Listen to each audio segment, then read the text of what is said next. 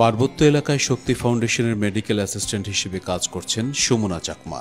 নারী, শিশু, বৃদ্ধ ও বিশেষ চাহিদা সম্পন্ন ব্যক্তি যারা দূরের হাসপাতালে গিয়ে স্বাস্থ্যসেবা নিতে পারেন না, প্রতিদিনই তাদের দোরগোড়ায় গিয়ে স্বল্প মূল্যে স্বাস্থ্যসেবা পৌঁছে দেন সুমনা।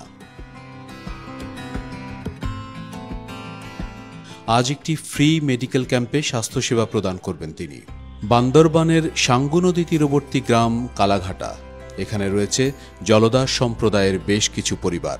দারিদ্রতা আর নানা রোগে আক্রান্ত জেলেপাড়ার অধিকাংশ নারী ও শিশুরা স্বাস্থ্যসেবা থেকে বঞ্চিত।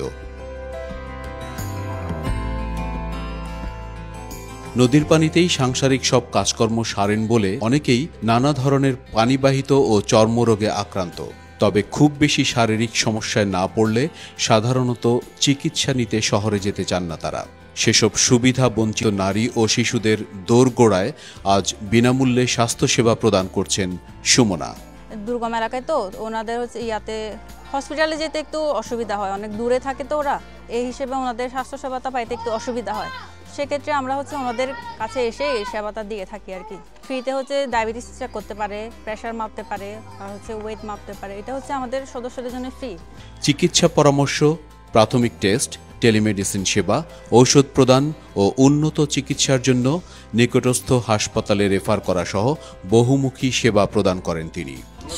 শক্তির আফা আসে বলে দিয়েছে, ডাক্তার আসে বিনা পয়সা চিকিৎসা করবি, ওষুধ দিই।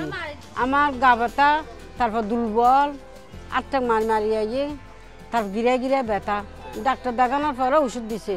সুমনার মতো শক্তি ফাউন্ডেশনের শতাধিক মেডিকেল অ্যাসিস্ট্যান্ট দেশের প্রত্যন্ত অঞ্চলে সুবিধা বঞ্চিত মানুষের স্বাস্থ্যসেবায় নিয়োজিত রয়েছেন, যারা সকল বয়সী নারীদের স্বাস্থ্য সুরক্ষায় আধুনিক সেবা নিয়ে পৌঁছে যাচ্ছেন সমাজের সর্বশেষ প্রান্তে।